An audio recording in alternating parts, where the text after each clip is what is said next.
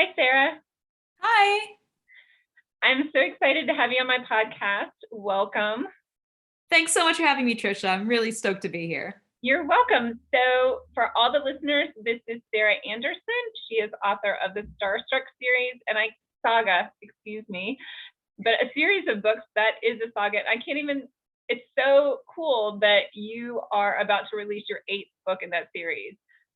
Yeah, I am so excited. It's been a long time coming. We had to delay the release because COVID scrambled everyone involved. For a while, I thought the manuscript was cursed, but we fought that curse and it's coming out Feb 22nd, 2022, 2222, the ultimate Tuesday. So we're all very excited, me especially, because it's my little baby, my little cursed baby, and it's going to hit the shelves. Awesome. Well, I have to hear the story because there must be a story here. Behind the curse? Yes. It all started when I got everything back from my first editor and everything was going fine. And then we realized, oh no, there's a massive gaping plot hole that the editor missed because, well, we're living in pandemic land and things are not happening. So connected with my second editor, who helped me work through the plot hole. Everything was going great. And then she gets hospitalized for things I will not share here. Not COVID related, believe it or not. And so everyone who gets involved in this book ended up with something crazy happening. So I'm thinking, maybe this is just me. Maybe this is a coincidence. Send it off to my beta readers. The day after I send it off, I get a response from a beta reader. The email is short and all it says is, the curse is real. And she leaves me like that. And I just sit back in my chair and go, I have doomed us all. I have doomed everyone. But it all worked out for the best. Too many personal things that I will not go into here, but everyone's okay now. Everyone's okay now. We all made it through. I think it's just further evidence of our resilience in the face of this pandemic. We're all cursed, but we're all making it through together. I love That's that. why I keep saying we. I keep saying we about the release of this book because it feels like such a team effort. People dragged me through the mud to get this book done, and I am just so thankful. Well, that makes it even more special and celebratory when you have a story and a group of people around you that, are going through it with you together. It really is. I am just so thankful to have these people in my life. As crazy as this book is, and as crazy as the story into making it happen is, we all did it. Very cool. And the eighth in the series, like my longest series so far is only 5 books. So I can't even imagine writing 8 books. And I looked you up just a little bit, and I see you are sci-fi alien fantasy. So tell me all about your world, your characters, what we're going to find in book 8. Oh my gosh. So book 8, we have come a long way since book 1. The main premise is from book 1 is just that this girl hits an alien with her car and realizes this is perfect for her new roommate situation because she needs someone to pay the rent. So they form a friendship, and this friendship has really grown over the past 8 books. And so they're out in space now. They're fighting massive alien conspiracies, having a great time. It's sci-fi humor, so a lot of random chaos is thrown in there, a lot of good laughs, and they have done a lot of growth of the past 8 books. Even I can't believe it. I'm actually nervous because they've got 2 more books left in the series to come, and how am I going to top book 8? How am I going to give them more? And honestly, I don't want to hurt them that much. I love them. I love these little characters too much. Sally and Xander and Blade are just wonderful characters that have really come a long way since book 1. So next time I tell anyone I'm going to write a 10-book series, slap me around the head. That's probably not a good plan. It's time. I need to calm things down. Yeah, 10 books, I can't even imagine. Like I said, my longest one is 5, and one of those is a prequel, so I'm not even sure that 5 counts. Does it start out in space or does it start out on Earth? Book 1 is entirely on Earth. It is as down to earth as an alien story can be, while being a comedy at the same time. Each book has its own specific location, at least for the first 5 or so, and then things just get wacky. And I don't want to say exactly why. There's something that we change things up after book 5 in a major, major way. So in a way, you could think of the first 5 books being their own little series, and then the next would be I'm not going to say spin-off because it's the same characters, but massive wrench thrown into their relationships, and things go crazy after book 5. Oh, well, yeah, we don't want to have too many spoilers here.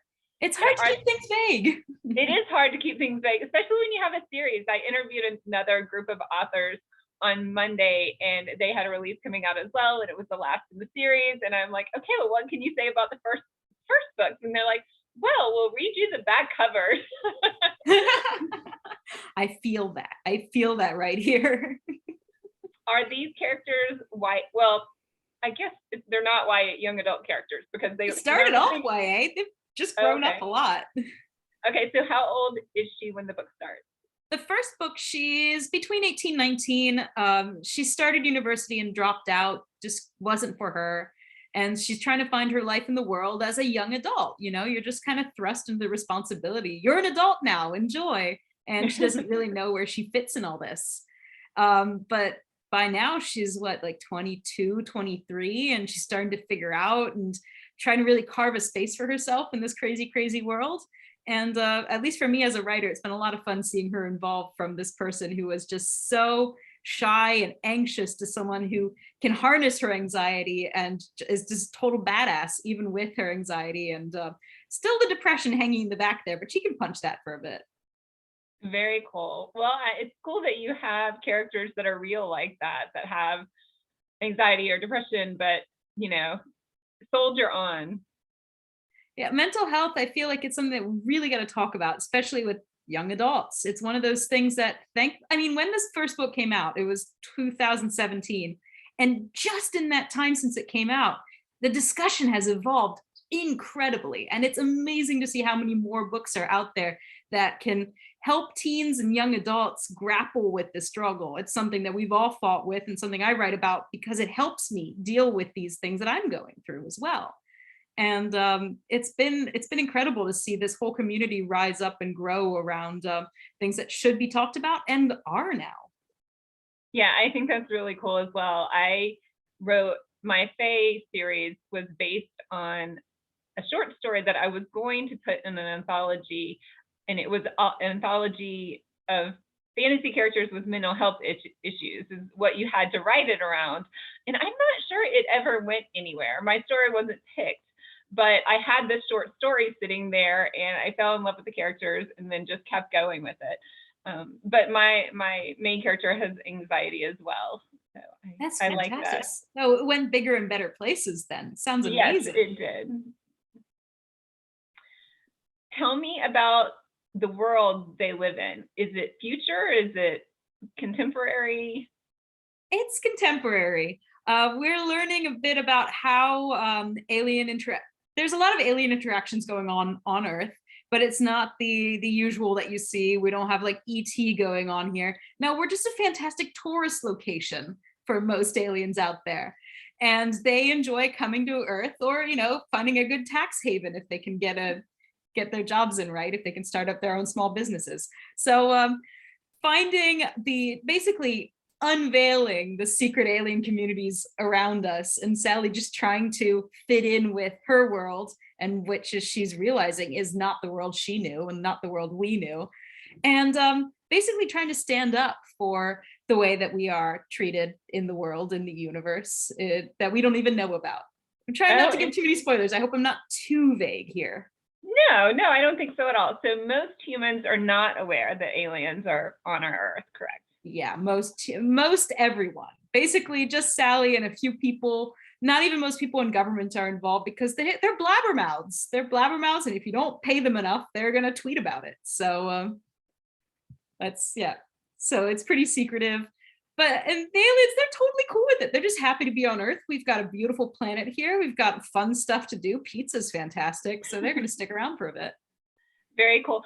And can you tell me how the aliens feel about us? Is it a negative thing, or is that something that's...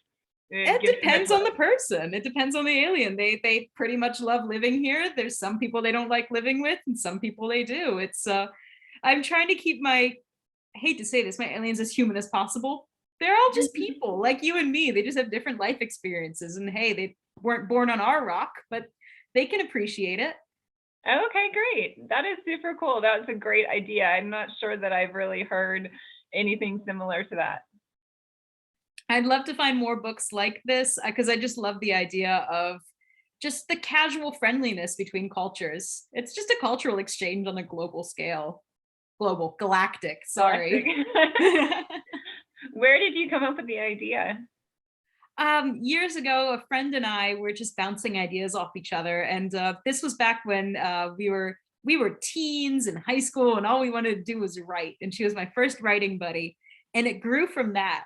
And after we finished high school, and even I was finishing my undergrad, I was like, I love these characters, and I don't want them to see them just sitting on the shelf for the rest of my life, their lives they're living on in my terrible teenage rantings, but I wanted to see them out there. So I started writing, and my friend was like, go for it. Love these characters too. They deserve it. And so just kept building up on that. And a lot of the original ideas were just things that we bounced off each other in our teenage anxiety.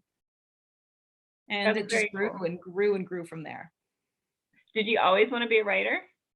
Yes, ever since I was a kid, I just really knew that I wanted to tell stories.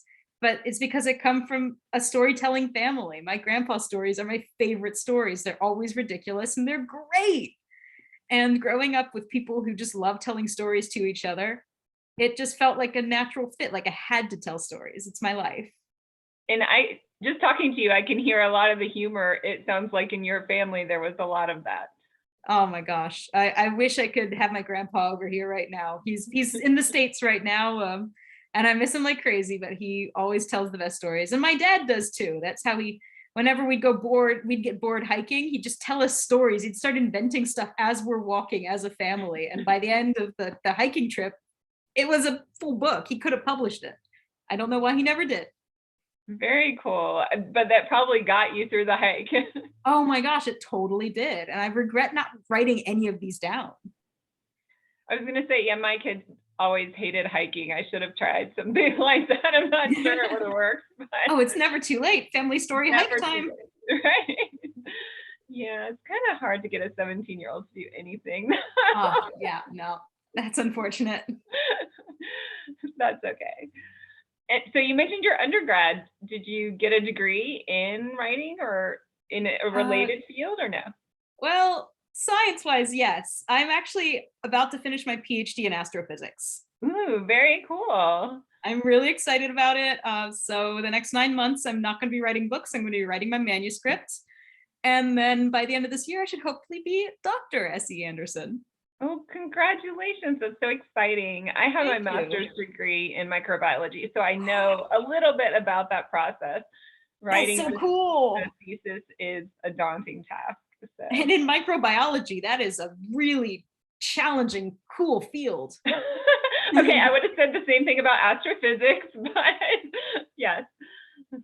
Yeah, What, well, I'm examining the extremely large and you're examining the extremely small. right, right. What do you want to do with your degree? Hopefully more research, but also writing more sci-fi that's rooted in science. That But more that is super research. cool. It's fun. And so I'm guessing you bring a lot of what you know in your studies into your books as well. Yeah, sometimes when I come across a concept that I really like, that, the more I'm going into it science-wise, the more I'm getting tired of it, but my brain is imagining crazy stuff.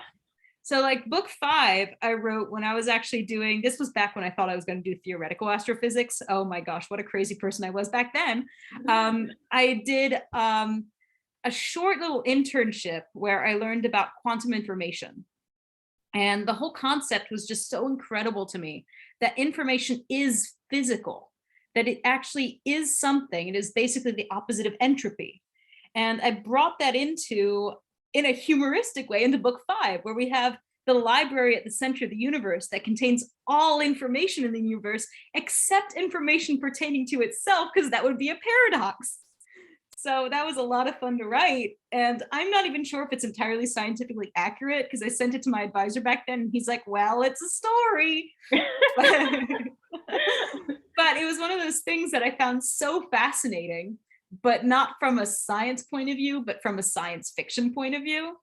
And so it's allowing me to explore the stuff that is rather dry when it comes down to the math, but with more fun.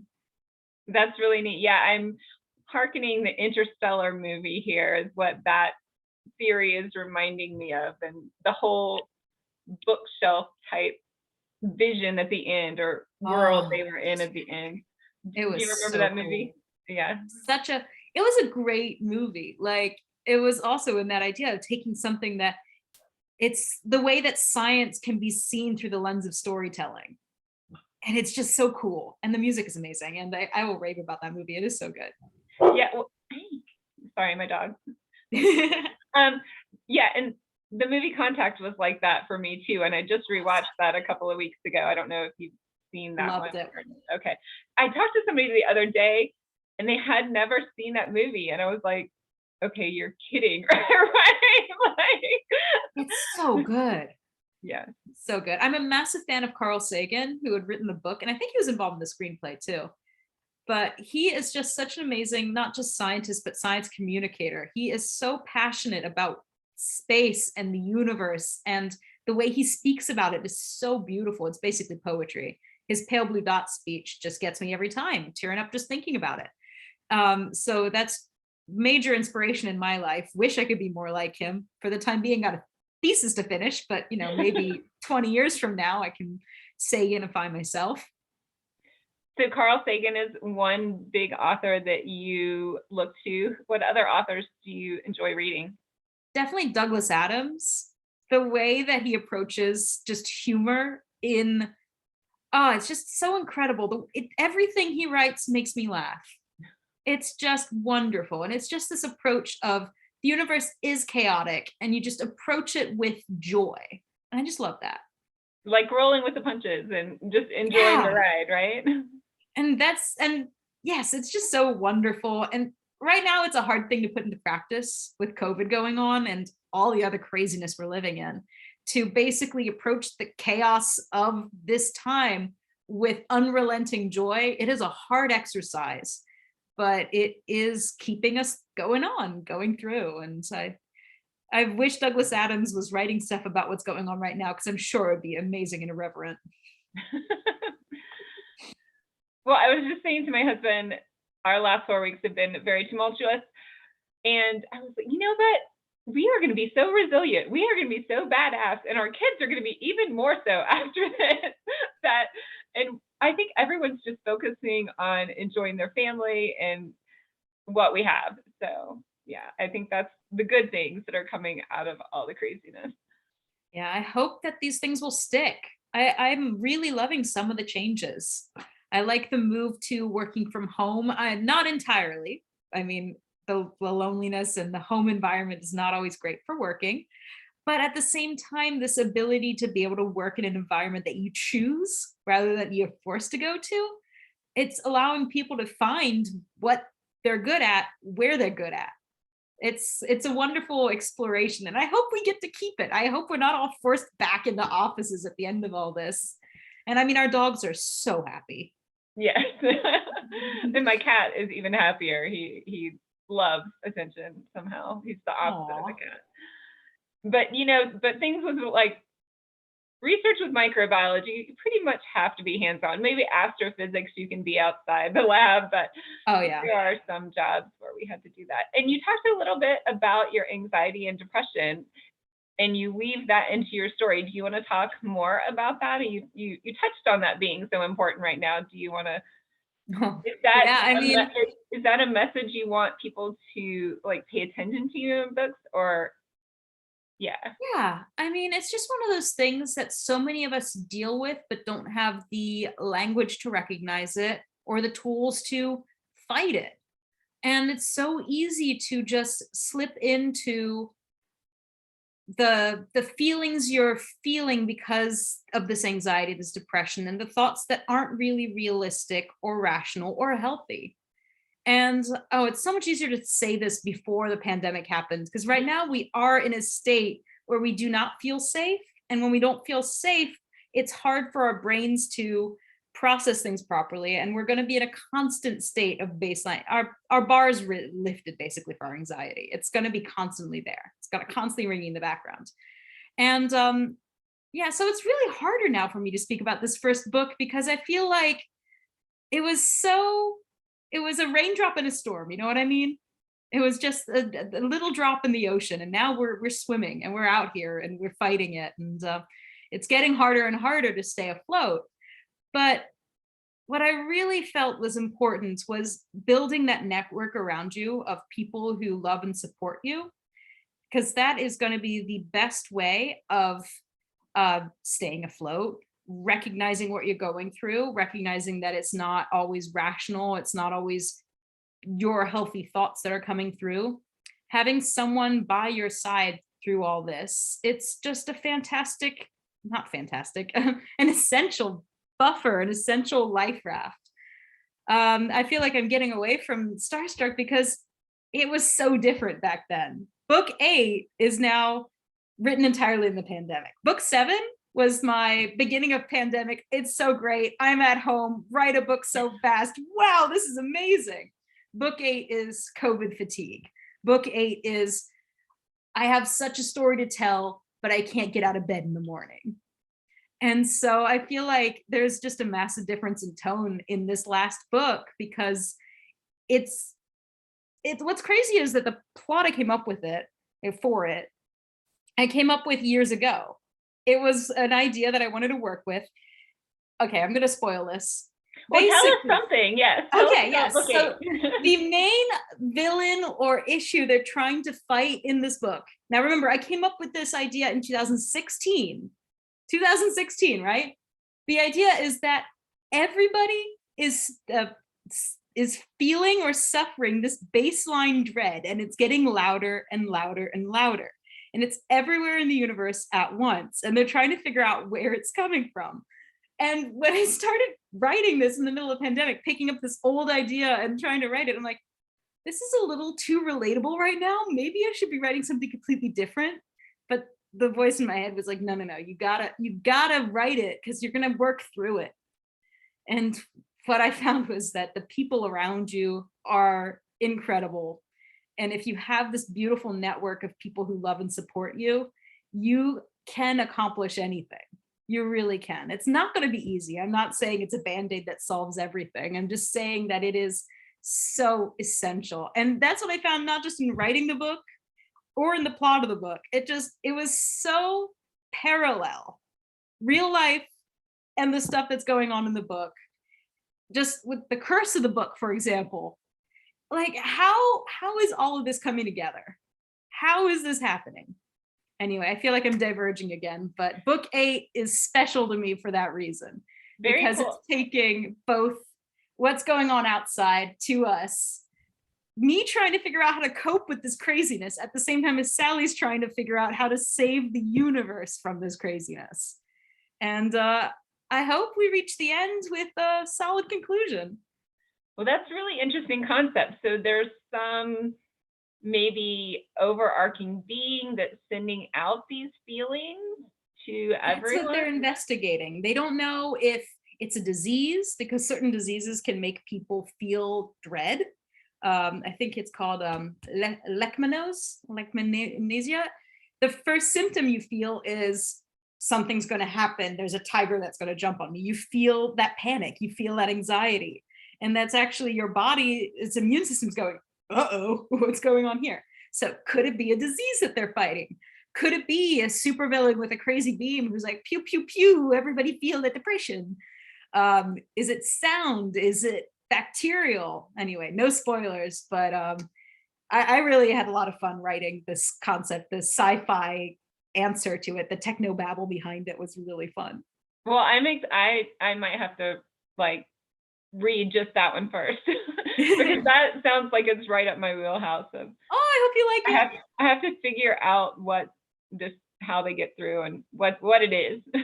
So you have Sally and her roommate, the alien she meets first. What is the name of that character? That's Xander. And what are the other major characters? So you have his sister, Blade, who is just absolutely off the wall, fantastic, but she sees the universe in very black and white. And so I really like writing her character because it's very like, okay, that sucks. Let's go destroy them all. She's fantastic. And then you have Sally's best friend, Marcy, who is she's her grounding element. She's the character who is earthbound, has no idea any of this is going on. And so it's Sally's rock to turn to. That sounds very much like you and your writing buddy friend. Oh my gosh, you're right. Yes, Marcy. Who is, That's yeah. super cool. And do Xander and I forgot his Blade, do they have special abilities or compared to humans? Yeah, yes, they do. That's a bit of the spoilery. All right, without spoilers, so I think this is pretty quick in Starstruck, you figure it out. They're able to teleport pretty much anywhere in the universe. The problem is they can't figure out where. So it's completely random. So when they start, they don't know where they're going to end up. Exactly. So they could show up on Earth, or they could show up on an entirely different planet, or they could be in a different galaxy. They have no idea. But the thing is that they have been traveling the universe for so long at this speed of light that basically they've just been doing this for years and years and years, that they've lost track of time. They don't really know if they've been to one place before or not. So they're just having a grand old time just seeing like everything there is to see. Cool. And do they live forever? I mean, dun, dun, dun. That's you're not going to tell me. Book one, you'll find out. Oh, okay. Now I have to get book one too. Okay. Yeah. Interesting. Okay. And do they have a home planet? Do they remember their home planet? They don't remember it. That's the problem. They've been jumping around the universe for so long that they've lost their home and they don't know where they're from and they don't know how to get back to it. So their main goal through all this is trying to figure out who they are deep inside. Who are they? And are there other people like them out there? Very cool. That sounds very coming of age, discovering who you are, like-ish. So I love that. Yay. Do you want to talk about your other contemporary fantasy? Oh yeah, this one's just so completely different. We are going from the crazy sci-fi humor to down-to-earth travel romance contemporary YA. This book called X Marks the Spot, X spelled AIX, for the town of Aix-en-Provence. As an American who's always lived in France, pretty much my entire life I have spent here, I have the ultimate culture shock, who am I questioning. It's still ongoing. I'm not a teen anymore, but I still have those teenage who am I questions going on here. And I decided to write a book about it. My family had always told me to write a memoir, but memoirs just weren't working for me. I was trying to write it down, but it just felt like no one would believe me because so much weird stuff had happened. And then one morning, I woke up with the entire plot of X Marks the Spot in my head. This has never happened to me before or since. I wrote in a frenzy. The first draft took me less than 2 weeks. Wow. And I could not believe how it just poured out of me. It was like a story that had just built up over time and needed to come out. And so with X Marks the Spot, we're following a girl, Jamie, who's never been to France before, but her family is French. And after her mother goes through an accident in the States, she's forced to go live with her grandmother in France and discover her roots, so to speak. Roots that aren't her roots, but who everyone around her is like, welcome home, welcome back. And she's trying to connect with this part of herself that she did not know before. And I included all my favorite places in Provence in there, all the places that I really hold in my heart and consider home. So, and basically it's a treasure hunt through all these favorite places. So it's just sweet and fun. And it's so different from Starstruck in so many different ways. It's just this romance that comes out of nowhere. And I just really, I have such a special place in my heart for this book. That is so neat. That's a great way to write your story, sort of, through another character. And I wish more books came to me like that. I mean, come on, 2 weeks, that felt amazing. That is amazing. Yeah, I woke up in the middle of the night 2 nights ago with this like plot idea, and I don't even know if I dreamed it or I was awake and I just thought of it. And I was like, oh, that's how they get from X to Y in the story. And I was like, how in the world did my brain even think of that? But it's really cool how those things just click for us, right? Yeah, and it feels so right. It just really feels so right when you get one of those moments. It's just like, yes, everything is coming up me. Very cool. Well, I love hearing about your Starstruck saga, and I think all our listeners are going to like click, click, click right over there. Tell us where we can find it. So you can find it on Amazon. So that's Starstruck by S.E. Anderson. And And we also have audiobooks available. If you like audiobooks, we're on Audible. The first 2 books are Audible, and the third one should be out any day now. It's Audible's trying to decide what's going on there. So we are moving through the series audiobook-wise. But yes, Amazon's the easiest place to reach us. Reach me. Very Why do I fun. keep saying S.E. us? Anderson. Yes, S.E. Anderson. And what is the title of the first book? Just Starstruck. Just Starstruck. And the 8th book is going to be titled Dreadnought. Dreadnought. Oh, this is the dread that's spreading through the universe. Yes. Very cool. Well, thank you so much for being here, Sarah Anderson, S.E. Anderson. And is your website the same? Can they find you there as well? seandersonauthor.com. Very cool. Thank you again. Thank you so much. This was wonderful. Bye. Bye.